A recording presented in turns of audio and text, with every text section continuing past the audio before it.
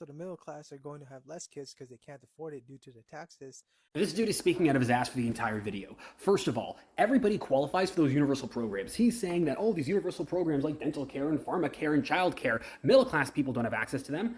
I am definitely upper middle class in terms of my family income, and we have access to the universal child care program because it's a universal program. Not only that, but anybody who qualifies for the pharmacare program is most likely somebody who doesn't have pharmacare through their job. It is a inherently designed program so that everybody, especially the middle class, can benefit. This guy is basically saying we tax too much and that's why people aren't having kids. Because look at Canada, the birth rate is falling, except the birth rate is falling over the entire world. The birth rate is falling in China, the birth rate is falling in Africa, the birth rate is falling in Europe, the birth rate is falling in Australia and in the US and in Canada.